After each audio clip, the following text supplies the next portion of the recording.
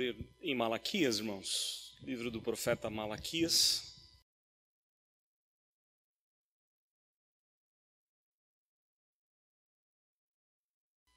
É o último livro do Antigo Testamento, eu creio que é fácil de encontrar.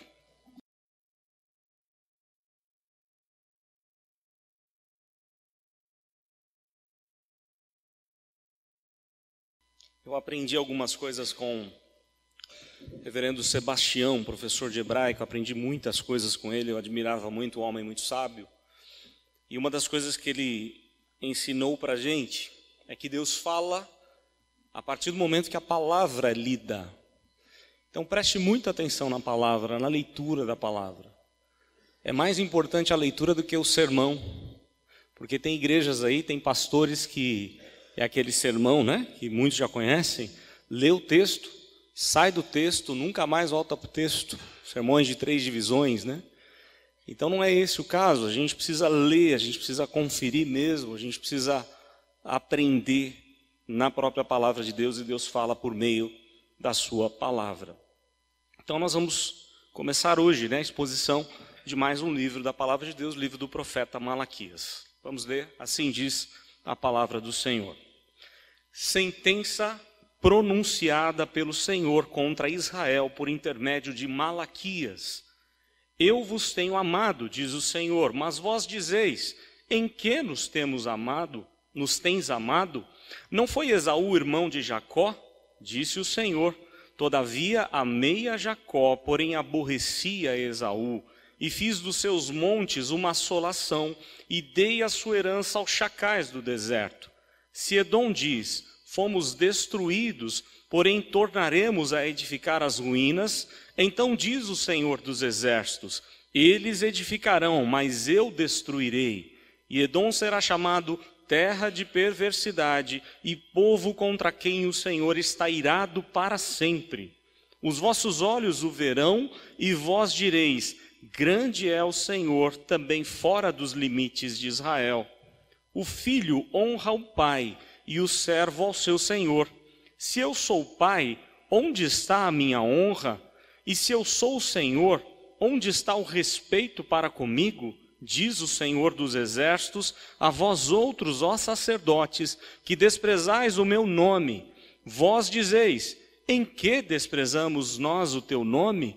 Ofereceis sobre o meu altar pão imundo e ainda perguntais, em que te havemos profanado?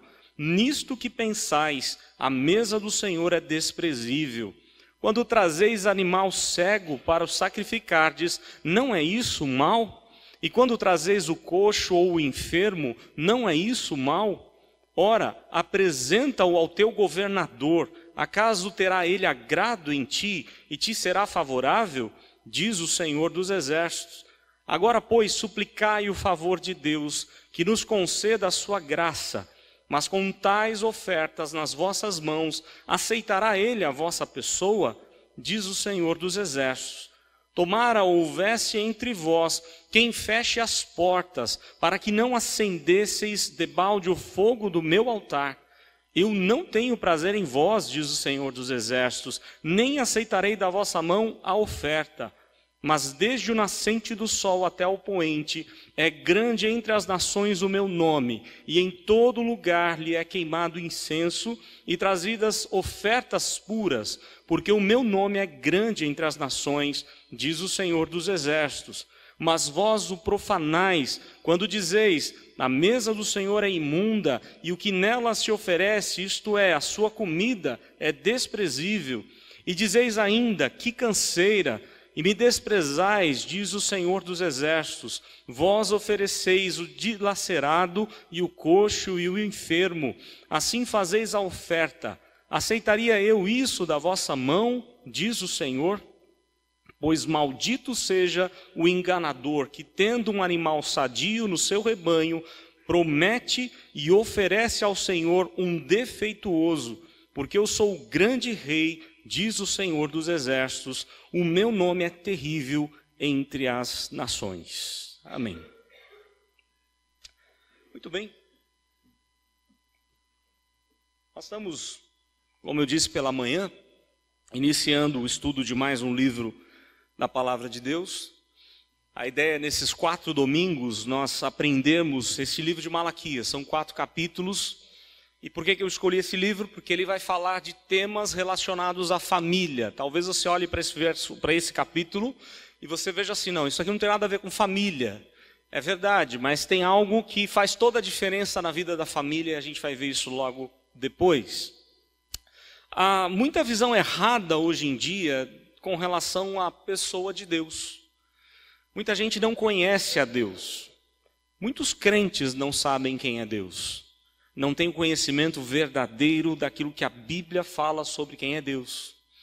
E por conta disso, se você não tiver uma visão correta de Deus, você também não vai ter uma visão correta de si mesmo.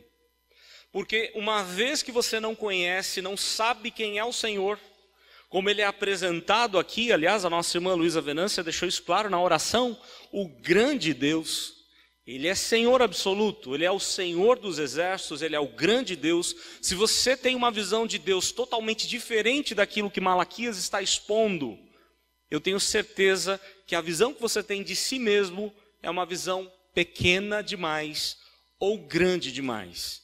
Há pessoas que acham que são os tais, né? São grandes demais para caber no mundo. São, quem sabe, estrelas maravilhosas.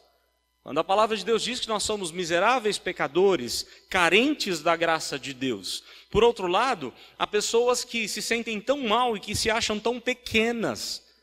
E na verdade esquecem que são amadas por Deus a ponto de Deus enviar o seu único filho para morrer no lugar dela. Então a gente precisa do equilíbrio e a palavra de Deus vai mostrar que você vai saber mais sobre si mesmo quando você aprender um pouco mais sobre Deus. A antropologia ela está ligada à teontologia. O estudo do homem está ligado ao estudo de Deus.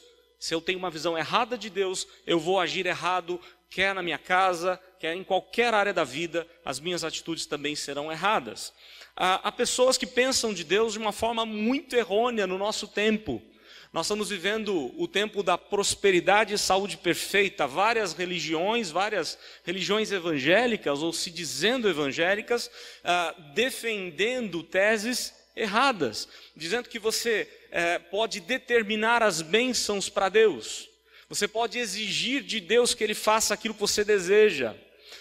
Existe um poeta alemão chamado Heine, ele tem uma frase, e olha só a visão errada, deturpada que ele tem de Deus. A frase dele é assim: Deus me perdoará, é a sua profissão. Olha só que interessante. Deus vai me perdoar. A profissão de Deus é perdoar. Então eu peco e Deus me perdoa. Olha que visão distorcida de quem é Deus. Sem nenhuma reverência a um Deus que é santo e que exige de nós uma vida em santidade. Aí, outros pensam em Deus como aquele que é o gênio da lâmpada. Você esfrega a lâmpada e faz os seus pedidos, e Deus está ali para te atender. Ou quem sabe Deus é aquele que tem uma prateleira cheia de bênçãos, você pede e Ele te dá. As pessoas estão esquecendo de que nós somos servos de Deus. Aliás, os apóstolos, principalmente o apóstolo Paulo, ao escrever as suas cartas, ele sempre fez a questão de colocar apóstolo Paulo, servo do Senhor Jesus. E servo ali é escravo do Senhor Jesus. O escravo não tem direitos. O escravo, ele depende totalmente do Senhor. Então a gente precisa do equilíbrio. Uma vez conhecendo bem a Deus, eu vou ter esse equilíbrio que tanto eu preciso para tomar as decisões da minha vida. Quando a gente pensa em Deus, e aqui o texto vai falar de uma questão muito importante, porque fala do propósito da nossa vida, o propósito da nossa existência. E eu queria lembrar com os irmãos, qual a primeira pergunta dos catecismos, maior e breve, da Confissão de Fé de Westminster? Qual é a primeira pergunta? Qual o fim principal do homem? E a resposta que nos é dada: o fim principal do homem é glorificar a Deus e gozá-lo para sempre, ter sempre alegria em Deus. Então o propósito da sua vida não é em primeiro lugar construir famílias, não é em primeiro lugar ter filhos, não é em primeiro lugar construir aí os seus maiores sonhos. Você existe para glorificar a Deus, e esse é o alvo. Você só está vivo porque Deus quer isso de você, Deus quer isso de mim. Nós só estamos aqui nessa terra para a glória do nome do Senhor. E quando eu aprendo isso, as coisas ficam mais fáceis. Um dos problemas que está acontecendo aqui com Malaquias é que o povo de Deus retornou do exílio da Babilônia. Foram 70 anos de exílio. Agora, sob o reinado dos Medo-Persas, o rei Ciro leva o povo a reconstruir o templo com Zorobabel. 70 anos, ou cerca de 70 anos depois, vem Esdras, mais 10 anos vem Neemias, para reconstruir a vida espiritual do povo. E o que está acontecendo agora no tempo de Malaquias, provavelmente quando Neemias retorna ao reino de Artaxerxes, para cuidar do reino lá na terra de Suzã, o que acontece é que o povo começa a duvidar do amor de Deus. O povo começa a duvidar de que Deus está ligando para o seu problema. Parece que Deus não está preocupado comigo, porque Ele não me abençoa. Ele não faz os meus gostos, Ele não realiza aquilo que eu tenho orado diante dEle. E o povo começa a se afastar do Senhor. Isso já havia acontecido lá no tempo de Zorobabel, 70 anos antes de Malaquias, e Deus levanta Ageu e Zacarias, e agora Deus vai levantar esse outro profeta chamado Malaquias como mensageiro do Senhor, como o próprio nome dele diz, Malaquias, mensageiro de Yahvé, aquele que vai trazer a mensagem da parte de Deus. O ano aqui, praticamente é o ano, provavelmente é o ano 430, 432, é uma média melhor aqui para a gente entender. Nós estamos chegando próximo aos 400 anos de silêncio. E Deus está tão indignado com esse povo, porque esse povo foi para o exílio e não aprendeu. Ali no exílio, ele volta do exílio e de novo ele se afasta do caminho do Senhor. De novo ele não faz a vontade de Deus. E agora o povo está de volta às práticas ilícitas como antes fazia. Então eu queria expor algumas coisas ou falar de algumas coisas importantes que o capítulo tem para nós. O primeiro verso diz assim, uma explicação de todo o livro, do que vai acontecer no livro. Ele diz assim, primeiro versículo, sentença pronunciada pelo Senhor contra Israel por intermédio de Malaquias. A palavra usada aqui como sentença é uma palavra muito forte. É peso, é carga, é denúncia da parte de Deus. Deus está denunciando o seu povo. Deus está colocando o seu povo num tribunal e dizendo, olha, eu tenho uma sentença contra vocês. A questão toda aqui havia um peso para Malaquias anunciar ao povo. Uma denúncia que estava nas próprias mãos de Deus e que foi passada por meio ou para as mãos ou para a voz de Malaquias. Ele, como profeta, deveria proclamar essa sentença. E a ideia da expressão sentença é que Deus estava sem paciência com o seu povo.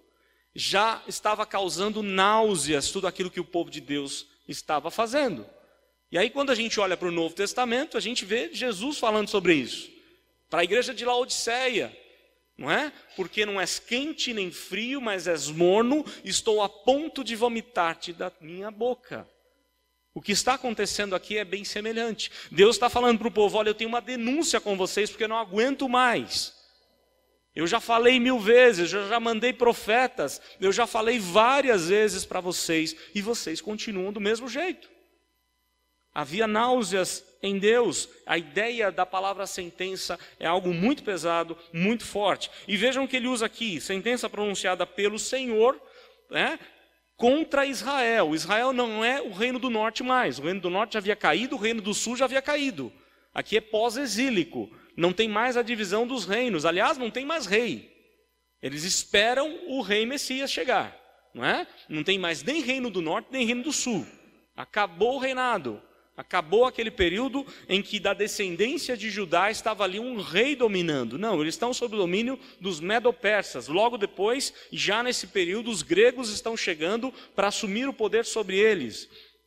Mas acima de tudo, apesar de tudo, apesar dessa palavra duríssima de Malaquias, ele faz a questão de usar o nome Senhor, Yahvé, ou como nós cantamos hoje, Ieoa, não tem o nome certo, né? Alguns falam Jeová, Yahvé, Yehoa. Nós não sabemos a pronúncia, porque o medo de falar o nome de Deus era tão grande que ao escrever o nome, eles tomavam banho antes de escrever, eles pegavam uma pena, uma caneta nova para escrever, ao escrever, quebravam a caneta, tomavam outro banho e não ousavam pronunciar o nome Yahvé. Havia reverência para com Deus. Hoje parece que é meio contrário, né? As pessoas acham que podem determinar para Deus e tudo certo. Mas o povo de Deus, o povo da aliança, o povo que deixou a Bíblia para nós, tinha muita reverência para com Deus.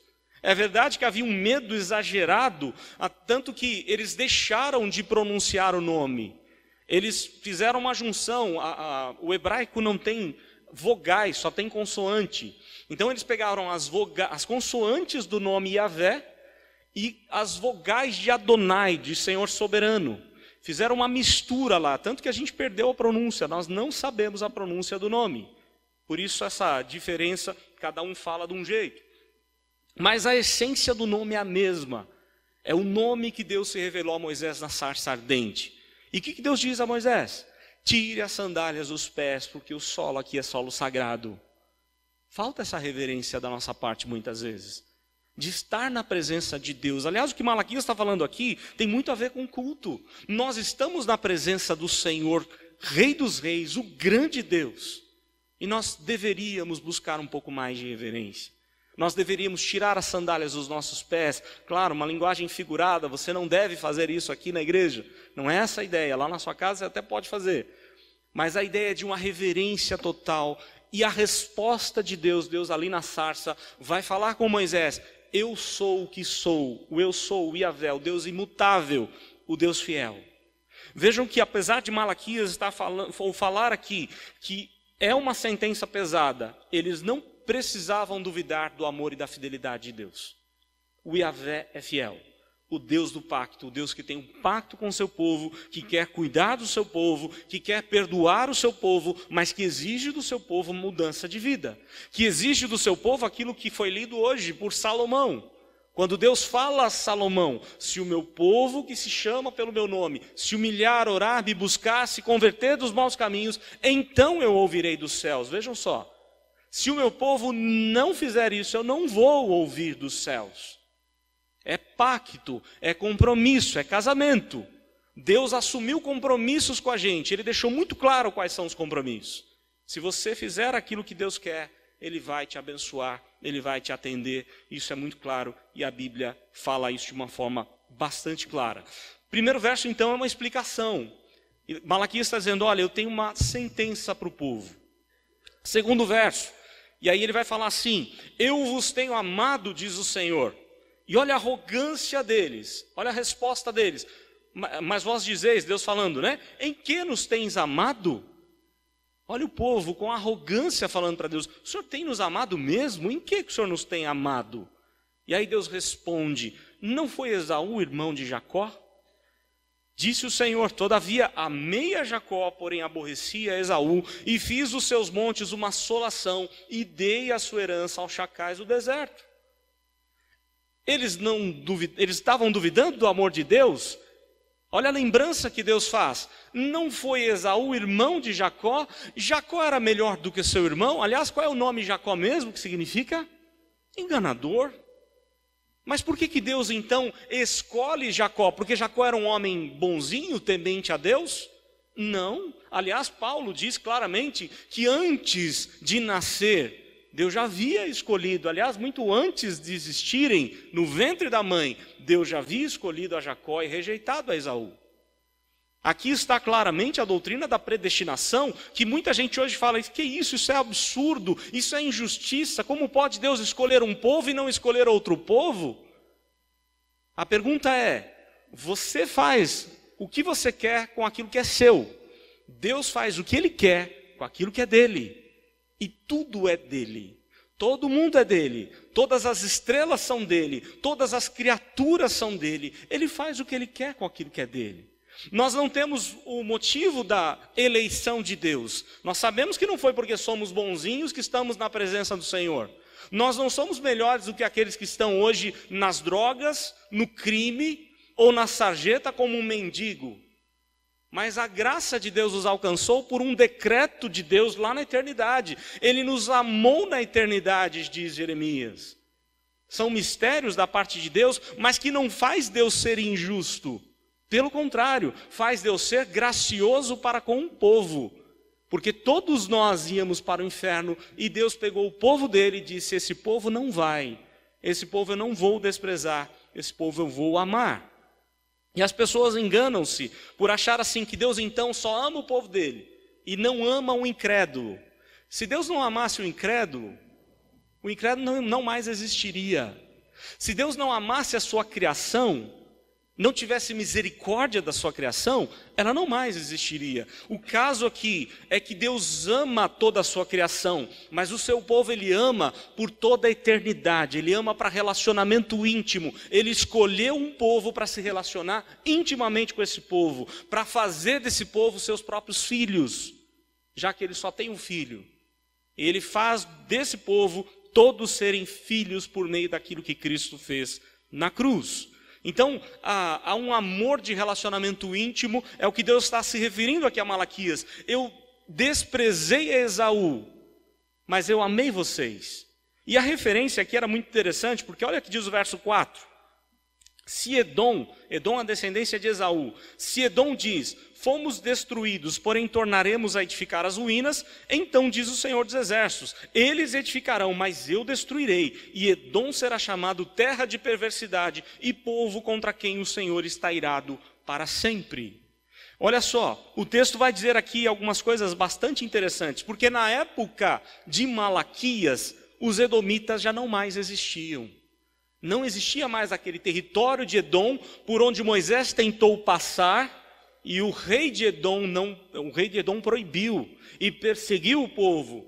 Vejam só, não existe mais aquele local. Naquele período de Malaquias, em outras palavras, Malaquias está fazendo essa lembrança. Vocês lembram de Edom, descendência do parente de vocês? Eles não mais existem, mas vocês ainda existem. Vocês voltaram do exílio, voltaram porque eu levantei Ciro para deixar vocês voltarem.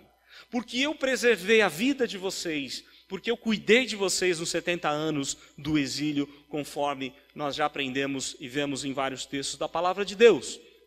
Então naquela época não existia mais os edomitas, existiam sim os israelitas. E aqui eu queria fazer um parênteses, porque estava havendo muita confusão. Eu disse quinta-feira no estudo, e vou repetir aqui de púlpito, porque às vezes a confusão acontece até lá em casa, eu vou explicar o porquê, né? Está acontecendo aí uma novela chamada Apocalipse, e que seguiu uma linha não de interpretar, aliás, de mostrar as visões do Apocalipse, mas ela fala de uma linha de interpretação do Apocalipse. E aí contém várias questões complicadas, não é? E aí eu tenho que chegar para as crianças lá, para a Renata, e explicar, não é bem assim. Não é? Porque o que passa naquela novela e nessa linha escatológica que está sendo defendida pela novela é que Israel é o povo de Deus, igreja não é. Israel está no centro da atenção de Deus, da vontade de Deus, igreja não é. Isso é um tremendo do engano, porque a Bíblia chama o Israel do Novo Testamento a igreja.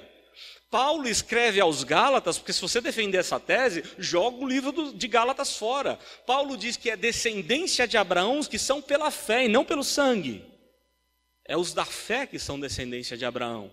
Então há uma tremenda confusão, porque as pessoas acham que um dia Israel vai tomar a liderança, porque vai reconstruir o templo, porque vai de novo estar à frente. Isso é um tremendo de um engano, sem base bíblica alguma. O mesmo Deus que tinha o povo dele de Israel, o Israel do Antigo Testamento, agora passa a ser a igreja do Novo Testamento, que contém judeus. Os judeus ainda fazem parte da igreja. Para quem não sabe, há um trabalho muito forte de evangelização de judeus. Muitos judeus se convertem ao cristianismo, mas eles não mais assumirão a liderança. Biblicamente, é o povo de Deus, é a igreja. O Israel do Velho e o Israel do Novo é a mesma coisa. Então, cuidado com essa ideia, né? Cuidado com as ideias que estão falando lá, é apenas uma novela, tá? Cuidado aí, que senão você vai entrar por um caminho que não é bíblico. O texto diz aqui, então, que Deus estava irado para sempre. A ira de Deus sobre Judá foi quanto tempo? 70 anos. Mas contra os edomitas foi para sempre. Acabou o povo de Edom. Os edomitas não mais existem. E aqui eu lembro do Dr. Augustus, num dos seus sermões, quando ele diz assim, ele faz uma lembrança: se Deus é por nós, lembram do texto de Paulo? Se Deus é por nós, quem será contra nós? Ok. Aí ele faz uma brincadeira, uma mudança. Ele diz assim: e se Deus for contra nós? É um sermão quando ele prega do pecado escondido de Acás. Quando Deus é contra nós, quando há pecado escondido. E aí, é interessante isso. Olha só o que o texto diz: Deus vai ficar irado para sempre conosco? Não, porque somos povo do Senhor, porque temos a graça do Senhor, porque temos a palavra de Deus, porque podemos nos arrepender dos nossos pecados e confessar e confiar que Ele é o nosso Deus, o Deus fiel, o Deus do pacto. E é isso que o texto está mostrando. Deus teve paciência com aquele povo, Deus não teve paciência com os edomitas. Aí o texto termina, esse primeiro trecho, no verso 5 termina: os vossos olhos o verão e vós direis, grande é o Senhor também fora dos limites de Israel. A primeira parte aí, dos versos de 1 a 5, eu acho que eu esqueci de falar, dos versos de 1 a 5, essa primeira parte, nós vemos a demonstração do grande amor de Deus. E agora, né, nós vamos, a demonstração do amor de Deus e da grandeza de Deus, tá? A partir do verso 6 agora, a demonstração da indignação do grande Deus. Verso 6, Deus está indignado com os sacerdotes. E aí diz o texto: o filho honra o pai, o servo ao seu senhor. E aí Deus diz: se eu sou pai, onde está a minha honra? E se eu sou o Senhor, onde está o respeito para comigo, diz o Senhor dos Exércitos? A vós outros, ó sacerdotes, que desprezais o meu nome, vós dizeis: em que desprezamos nós o teu nome? Olha só, Deus faz aqui a lembrança do 5º mandamento: honrar pai e mãe. E o sacerdote sabia muito bem disso, porque ele tinha filhos. Em outras palavras, Deus está dizendo para o sacerdote: se você exige honra dos seus filhos, por que você não me honra? Por que você não dá a honra devida que eu mereço? A lembrança do 5º mandamento. Mais ainda, Deus diz: além de ser meu filho, você é meu servo. Você não é só filho. Eu sou o Senhor. Você é meu filho, sim, mas eu sou o Senhor da sua vida. Vejam só como Deus está irado com os sacerdotes. Por quê? Porque os sacerdotes desprezavam o nome do Senhor. O nome mais sagrado de Deus estava sendo desprezado, o nome de Yahvé. Uma vez em aliança com Deus, o nome deveria ser mais importante da vida. É aquilo que a gente fala assim: quando você desonra o nome de Deus, você não está levando o seu nome. Se você tornou-se membro da igreja, membro de uma igreja evangélica, você está agora em nome do Senhor Jesus, em nome da igreja. Tudo que você fizer por aí, se você está num restaurante, você está não no seu nome mais, você está no nome do Senhor. Se você está lá tomando sua bebida num bar, você está em nome do Senhor. Se você está na balada, em nome do Senhor. Se você está no seu trabalho, ou jogando bola, mesmo naquela hora mais difícil, quando alguém faz uma falta em você, você está em nome do Senhor. As pessoas te rotulam como sendo do Senhor. Então só há duas questões: ou você desiste de ser rotulado pelo nome do Senhor, ou você procura viver de acordo com a glória desse nome. Não dá mais para viver no meio termo: eu posso fazer o que eu quiser com o meu nome, eu posso ir aonde eu quiser, eu posso fazer as coisas que eu bem entender. Não, você assumiu um compromisso com Deus, você está em pacto com o Senhor. Verso 7, ofereceis sobre o meu altar pão imundo e ainda perguntais: em que te havemos profanado? Nisto que pensais, a mesa do Senhor é desprezível. Eles desprezavam a mesa do Senhor, a mesa dos pães, não é? Os pães da proposição, porque para fazer o pão tinha uma receita certa. Não era qualquer receita, não era qualquer pão. Os irmãos sabem disso. Você quer comprar alguma coisa para cerimônia judaica, tem que ir numa loja kasher, uma loja que tem produtos específicos, e eles tinham uma receita correta, certinha, mas o sacerdote desprezava e trazia qualquer pão para o Senhor. Mais ainda, essa mesa tem a ver também com a mesa do sacrifício. Vocês trazem aqui o sacrifício e desprezam essa mesa. Porque o verso 8 diz: quando trazeis animal cego para o sacrificardes, não é isso mal? E quando trazeis o coxo ou o enfermo, não é isso mal? Ora, apresenta-o ao teu governador. Acaso terá ele agrado em ti e te será favorável, diz o Senhor dos Exércitos. Eu falei hoje pela manhã sobre isso, né? Eles traziam animais ilícitos, animais que não eram de acordo com a lei para serem trazidos, animais cheios de problemas, traziam o pior daquilo que tinham no rebanho. E aí, olha só, Deus falando por meio de Malaquias: apresenta isso ao rei, ao governador, vê se o rei vai te atender. Isso é algo muito sério, porque às vezes a gente faz isso com as pessoas, a gente dá o melhor para as pessoas, o melhor presente para alguém, o melhor tempo para alguém, para um querido nosso, para um chefe, para alguma coisa, mas para Deus, será que a gente está fazendo melhor? E Deus está dizendo: olha, apresenta aquilo que você está dando, apresenta para os governadores, para os reis, eles não vão aceitar com certeza. O verso 9: agora, pois, suplicai o favor de Deus, que nos conceda a sua graça, mas com tais ofertas nas vossas mãos, aceitará ele a vossa pessoa, diz o Senhor dos Exércitos. Tomara, e aqui é fortíssimo o texto, tomara houvesse entre vós quem feche as portas, para que não acendesses de balde o fogo do meu altar. Tomara que tenha alguém para apagar a luz da igreja e ir embora, acabar o culto, porque é melhor não apresentar culto do que apresentar de forma ilícita. É a palavra duríssima do profeta: eu não tenho prazer em vós, diz o Senhor dos Exércitos, nem aceitarei da vossa mão oferta. É melhor fechar as portas do templo do que continuar a oferecer um culto sem valor. Isso é bíblico. Os irmãos lembram o que aconteceu com os filhos do sacerdote Arão?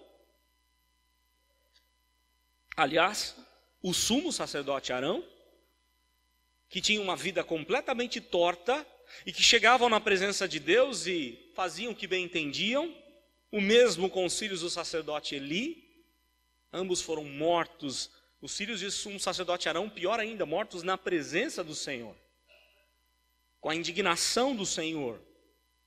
É interessante, e aqui eu vou citar algumas pessoas. Lutero, olha o que ele diz sobre esse texto: seria preferível abster-se da oração a orar de maneira nociva. Se você está tentando enganar Deus, é melhor que não ore. É o que Lutero defende. Se você não quer uma vida correta diante de Deus, melhor não orar. Fica sem vida de oração, vai ser melhor para a sua vida, vai ter menos disciplina. Shedd, Dr. Shedd: melhor fechar as portas do templo do que ofender a Deus com um culto desprezível. Olha só, todos seguindo na mesma linha. E Deus dizendo: eu não tenho prazer em vós. Uma referência direta a Caim. Deus rejeita Caim.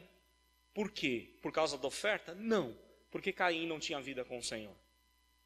Deus primeiro despreza Caim e, por consequência, a sua oferta. Aqui a sequência é a mesma coisa.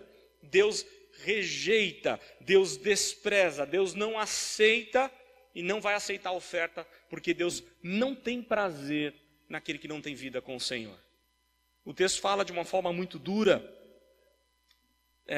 Eu me recordo agora de um pregador que está surgindo por aí, aliás já surgiu, já é bem conhecido no Brasil, mas ele está dizendo isso. Eu falei isso lá no acampamento para a mocidade: santifica o seu dinheiro. Não importa de onde você ganhou o dinheiro, santifica, dá o seu dízimo na igreja, está tudo certo, ó, beleza, dá aí a sua oferta. Então pode ser o dinheiro do tráfico, da droga, da prostituição, de onde for, da loteria federal. Santifica aí o seu dinheiro, como se Deus aceitasse ou precisasse do dinheiro de alguém. Deus não aceita a oferta de qualquer um, como não aceitou a oferta de Caim. Deus não estava aceitando a oferta desse povo. Deus não estava aceitando o culto lá no tempo de Isaías. A palavra de Deus é clara: se nós não temos o interesse de mudar de vida, é melhor não vir ao culto. Se nós não temos interesse de ouvir a voz de Deus, é melhor ficar em casa assistindo a Globo, a Record ou qualquer outro canal. Mas se eu quero vir à casa do Senhor, é porque eu preciso, é porque a palavra de Deus precisa transformar a minha vida e me ensinar a ser melhor pai, melhor esposo, melhor trabalhador. Todos nós estamos aqui e a palavra de Deus deixa claro que Jesus vem para aqueles que são doentes, que carecem de uma transformação. Mas se você não quer mudar de vida, É melhor que não venha à casa do Senhor, é melhor que não ore, é melhor que não leia a Bíblia, porque se você ouvir a voz de Deus, virá juízo sobre a sua vida, e Deus vai cobrar de você isso. E é o que Deus está falando para a gente através de Malaquias. Daí o verso 11: mas desde o nascente do sol até o poente, é grande entre as nações o meu nome, em todo lugar lhe é queimado incenso, e trazidas ofertas puras, porque o meu nome é grande entre as nações, diz o Senhor dos Exércitos. E aí talvez esse texto confunda, você possa pensar assim: poxa, Malaquias não aceita o sacrifício do sacerdote judeu, mas está dizendo que Deus aceita o culto em qualquer lugar. Não é isso. O texto aqui é profético, o texto aqui tem um teor escatológico, está se referindo a um culto perfeito que viria, está se referindo a um momento de um sacrifício perfeito que seria dado. Aliás, o texto aqui, trazidas ofertas puras, está numa voz que a gente chama de voz passiva, onde é Deus quem vai fazer. A referência aqui é o próprio Messias que viria, aquele que seria a oferta pura, que seria trazida para nós, uma oferta no nosso lugar, o perfeito sendo entregue pelo imperfeito, substituindo a nossa vida ou a nossa própria oferta.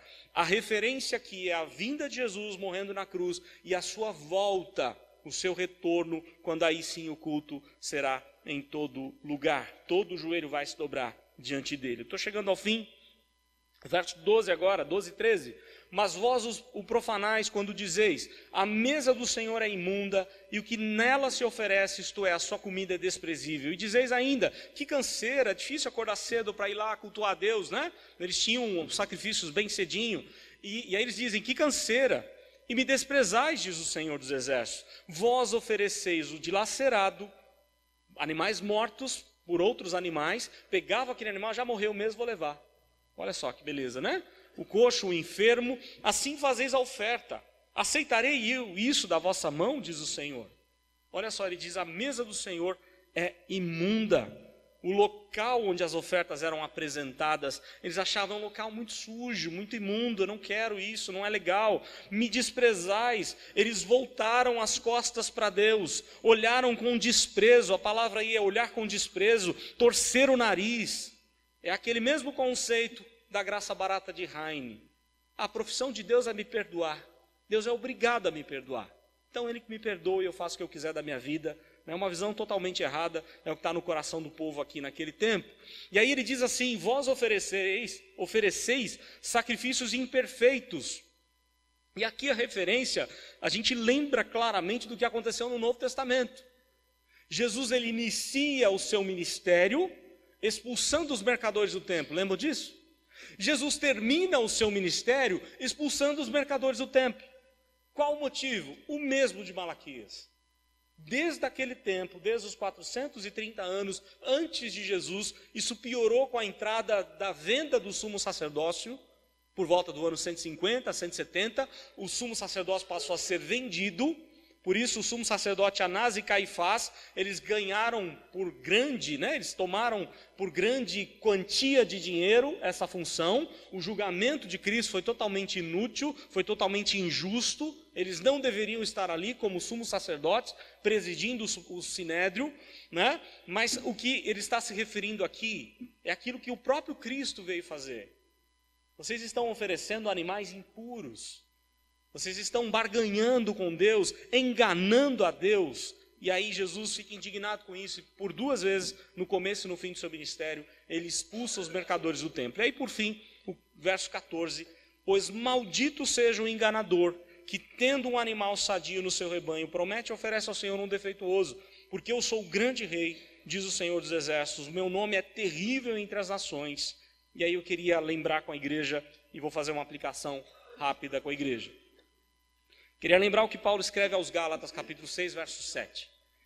Não vos enganeis, de Deus não se zomba, pois aquilo que o homem semear, isso também ceifará. Não dá para a gente brincar com Deus. Aliás, eu queria trazer uma palavra agora pastoral mesmo. Pastoral, de pastor para a igreja, de pastor para a ovelha. Nós estamos vivendo um movimento hoje que está acontecendo não só na nossa igreja, mas há um sinal de que coisa boa da parte de Deus há de acontecer no nosso meio. Porque você começa a conversar com algumas igrejas. Nós estávamos aqui ontem reunidos como o sínodo de UPH, e o testemunho do líder de adolescentes lá em Diadema é o mesmo que tem acontecido aqui na igreja. Muita gente chegando para ouvir a palavra, sedento pela palavra, pregação expositiva e querendo ouvir e ouvir mais da palavra de Deus. E o que a gente percebe é que muitas vezes o crente mais antigo, ele ainda está ali naquela letargia espiritual, naquele sono. Quando a palavra de Deus diz, desperta ao tu que dormes, acorda. Deus está querendo fazer uma obra no nosso meio. Deus está querendo trazer a palavra de Deus para o nosso coração. E a palavra, quando vem, ela penetra o mais profundo do nosso coração. Ela tem que mudar a nossa vida. Todos nós, eu e você, nós sabemos aquilo que nós precisamos melhorar. Nós sabemos aquilo que nós erramos diante de Deus. Não dá mais para a gente viver do jeito que a gente quer. Porque Deus vai trazer juízo, sim, ou vai trazer bênção. Ou vai trazer avivamento, ou vai trazer morte. Aquilo que eu já falei há muitos anos, eu venho repetindo, uma frase que pastor Hernandes repete em vários dos seus sermões. Daquele pastor que colocou na porta do templo da sua igreja. Ou essa igreja passa por um avivamento, ou passa por um sepultamento. Ou nós, na nossa vida, na nossa casa, nós levamos Deus a sério e nós vamos ser um esposo correto diante de Deus, uma esposa correta diante de Deus, um pai que seja correto, ensinando a palavra de Deus, um filho disposto a obedecer os pais. Lá no nosso trabalho, não enrolar o serviço, lá como patrão, não maltratar o funcionário, que é um dado, que é um detalhe. O nosso irmão Heraldo e Andréia, que estavam sofrendo terrivelmente com a situação da Rebequinha, que graças a Deus está muito bem, ele foi mandado embora, porque ele estava dando assistência para sua filha e para sua esposa. E a nossa indignação é que tem muitos crentes, às vezes líderes de empresa, que tomam essa mesma atitude. O funcionário faltou e eu vou mandar embora, com a filha quase morrendo. Nós precisamos sim de um quebrantamento, nós precisamos olhar para a nossa vida e falar, Deus, eu preciso mudar, eu preciso ser igual a Jesus, toma conta da minha vida, me ensina a ser melhor, me ensina a me voltar para o Senhor. Não dá mais para a gente enganar Deus, jovens, não dá mais para vocês viverem vida dupla, de achar que é possível namorar e cometer o sexo aqui e lá, e achar que Deus não vai trazer juízo. Deus traz juízo sim. A maior causa de separação entre casais é porque houve sexo antes do casamento. Você pode conversar com qualquer um e você vai ver que é isso. É preciso pedir perdão a Deus, porque pecado traz morte, traz separação de Deus. É preciso nós pararmos e voltarmos, e pararmos de achar que eu posso beber e não tem problema nenhum, é só um copinho de cerveja, ou de pinga, ou isso e aquilo, e eu sei beber. Cuidado, cuidado onde você está bebendo, cuidado de ir lá no seu barzinho, porque é um ambiente legal, naquela balada que é um ambiente legal, quando só tem pessoas ali que não estão interessadas em ouvir a voz de Deus. Ou nós vamos tomar posição diante de Deus, levar Deus a sério, ou Deus vai trazer juízo sobre a nossa vida. Porque de Deus não se zomba, o que o homem semear, isso ele vai colher. A palavra de Jesus é essa, a palavra de Paulo é essa, a palavra de Malaquias é essa, a palavra de Salomão é essa, como nós ouvimos. É tempo da gente se render aos pés de Deus, falar, Senhor, me perdoa. E me ajude a ser melhor. Me ajude a ser igual a Jesus. E eu penso que eu e você, nós estamos muito longe de quem é Jesus. Jesus é muito melhor do que a gente. Ele é o nosso alvo e nós precisamos prosseguir para o alvo, conforme Paulo diz aos Filipenses. Eu quis deixar esse capítulo, e porque família, né? Talvez no começo eu falei, por que isso tem nada a ver com família? Tem sim. Porque se você conhecer quem é Deus, Ele é o grande Deus, Ele é o Senhor dos Exércitos. O próximo capítulo, capítulo 2, capítulo 3, capítulo 4, tem tudo a ver com família. Depende da sua visão de Deus, você vai ser um na sua família ou vai ser outro. Então que Deus esteja assim nos abençoando, que Deus nos ajude. Eu queria que nós agora fechássemos os olhos, vamos falar com Deus. Vamos falar, colocar a nossa vida, o nosso coração diante de Deus. Ó Deus, a Tua palavra é muito dura. Ela, sem dúvida alguma, como Jeremias diz, ela é como um martelo que esmiuça a penha. E hoje ela está esmiuçando a nossa mente, o nosso coração. Porque Tu sabes, ó Deus, o quanto nós precisamos melhorar nas diversas áreas da vida. Quanto a gente precisa viver mais em santidade. Quanto a gente precisa amar mais. Evangelizar mais. Experimentar mais da tua graça. Da comunhão contigo, desejar mais a tua palavra, desejar mais passar horas e horas na tua presença e anunciando o poder do Senhor, a glória do Senhor entre as nações. Como a gente precisa ter uma visão de que tu és um Deus grande, que nós somos pequenos demais, que nós carecemos demais da tua graça. Nós somos como erva, diz a tua palavra, erva seca, ela murcha. Ó Deus, tem misericórdia de nós e ajuda-nos a sermos o esposo correto que está no coração do Senhor, tendo Cristo como modelo de homem, que ama a esposa como Cristo amou a igreja, dando a vida pela esposa.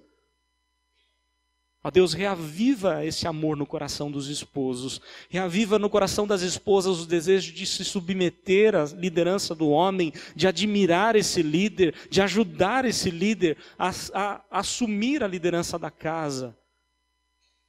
Ó Deus, santifica os casamentos aqui presentes, traz vida, traz amor, restaura. Ajuda os pais, ó Deus, há tantos pais da nossa igreja com filhos afastados. Quem sabe alguns até não estão tão afastados, mas estão vivendo uma vida morna. Sem vida com o Senhor, sem desejo pelas coisas do Senhor. Tem misericórdia da gente. Trata da nossa família.